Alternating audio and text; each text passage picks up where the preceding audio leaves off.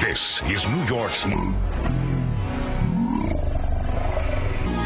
Channel 7 Eyewitness News with Liz Cho and David Navarro and Lee Goldberg with the exclusive AccuWeather forecast.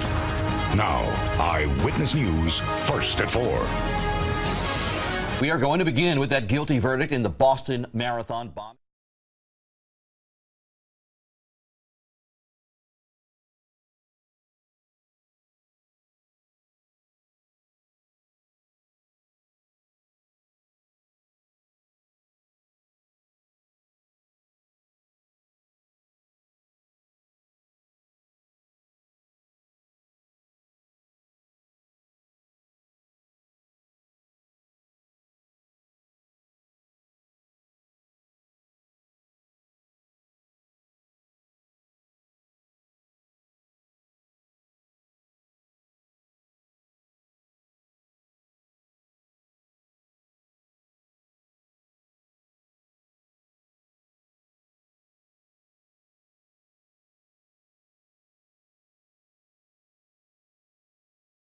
trial. Zohar Janai. Channel 7 Eyewitness News with Bill Ritter and Liz Cho.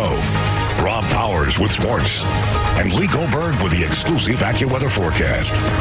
Now, Eyewitness News at 6. First, Zohar Sarnaev found guilty of setting off the deadly bombs at the Boston Marathon. The man who took the lives of 4 innocent people now could have his own life taken by the federal government. And good evening to you. At 6 o'clock, I'm Liz Cho. And I'm Bill Ritter. The same jurors who convicted Sarnaev will decide now whether he lives or dies. The penalty phase of this trial set to begin next week. Water everywhere. A massive water main break shuts down major subway lines and floods the streets. It's a mess in Greenwich Village. Good evening at 11 o'clock. I'm Sade Better-in-Wall. And I'm Bill Ritter. Crews right now scrambling to get this cleaned up and fixed pronto. The main burst at 13th Street and 7th Avenue. Action News, Delaware Valley's leading news program with Jim Gardner.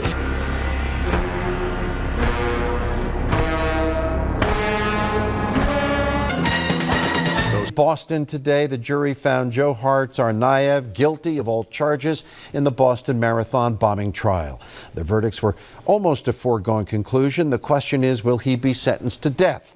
Monica Malpass has details of what happened today in court and the reaction to the jury's decision. Well, Jim, some of the victims say this verdict does actually put one more step behind them, but other survivors gave heartbreaking testimony about losing limbs or watching their loved ones die. And for them, they say there is no such thing as closure.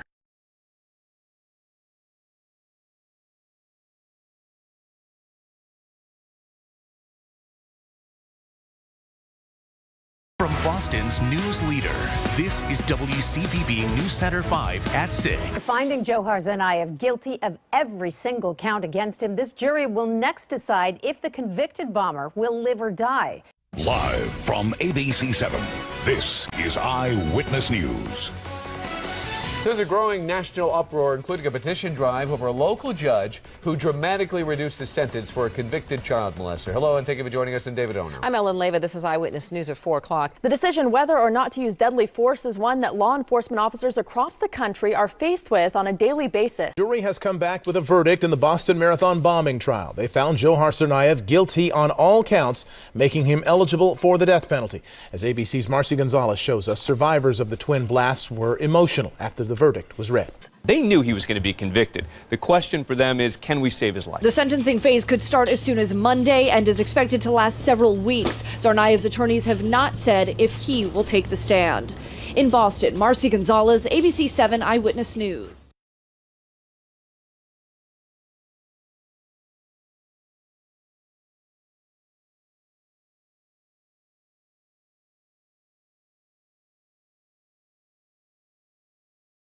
Our studios in Boston. WBZ News at 11 starts right now. Same jury that convicted Zohar Sarnaev will decide whether he lives or dies. The trial now moves to the sentencing phase, and tonight we're taking a closer look at what will feel a lot like a second trial. We have team coverage on the marathon bombing trial verdict tonight. We begin with our Jim Armstrong, who has been in the courtroom each and every day. Jim, home.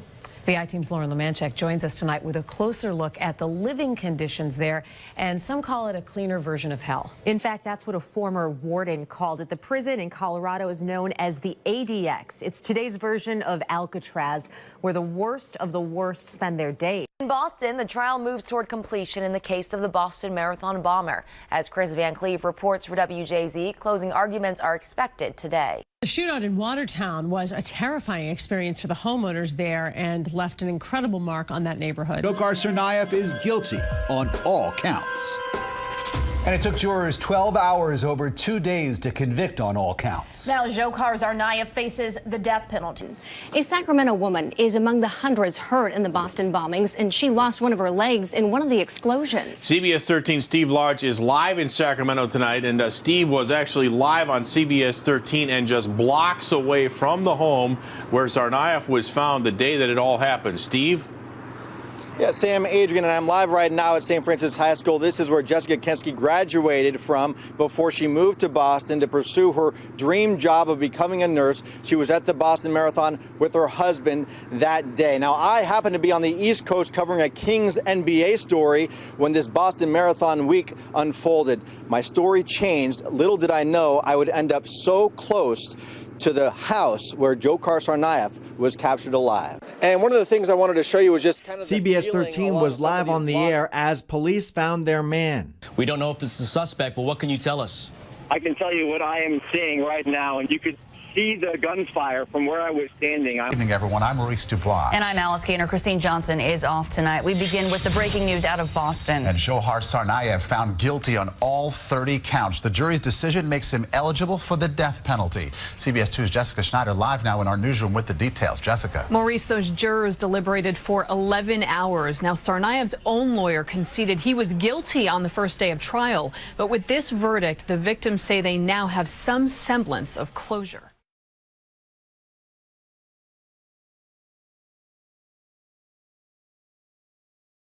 Good evening, I'm Christine Johnson. And I'm Maurice Dubois. We begin with that breaking news in Queens. CBS 2 has just confirmed 4 people in one home are dead from what appears to be carbon monoxide poisoning. Let's get right out to CBS 2's Alice Gaynor outside the home in Floral Park.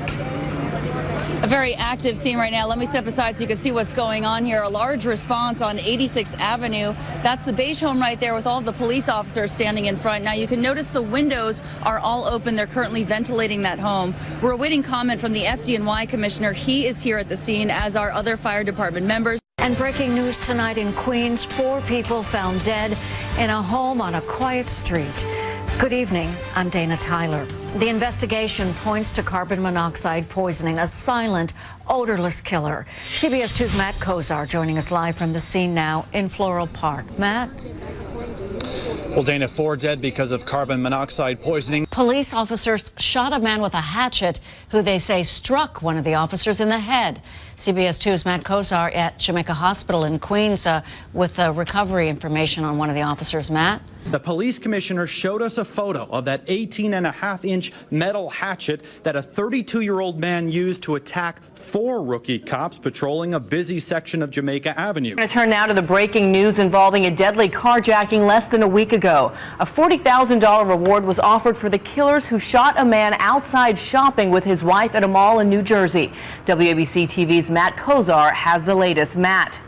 Beyond this morning, prosecutors will be briefing the media on these 4 suspects who were taken into custody. The investigation points to carbon monoxide poisoning, a silent, odorless killer. CBS 2's Matt Kozar joining us live from the scene now in Floral Park. Matt? Well, Dana, 4 dead because of carbon monoxide poisoning. They lived in the home right behind me. You can see a contingent of NYPD and FDNY on the front lawn. Neighbors telling us an elderly couple lived inside that home and rented an upstairs apartment to an older woman. An elderly couple who neighbors say recently celebrated their 60th anniversary found dead inside their home, along with 2 other people. Police say they found a Buick in the garage, still running. Investigators say a family member found the bodies and called 911. Among the dead, an 83-year-old man found in the garage, an 80-year-old woman found on the lower floor, and another man and woman found dead upstairs. The carbon monoxide poisoning shocking people in the neighborhood who have known the family for more than 3 decades. So pleasant to talk to. They love their garden. They always sat out in their yard in the spring and summertime, and just nice people. We just learned from our NYPD sources here on the ground that the family member who found the bodies was a son of the elderly couple, an NYPD sergeant. We're told by investigators that there were no signs of trauma to the bodies, no signs of suicide. As the investigation develops, we'll continue to bring you the very latest. At this point, we still don't know if there were carbon monoxide detectors in the home. Reporting live tonight from Floral Park, Queens, Matt Kozar, CBS 2 News. Matt, thank you.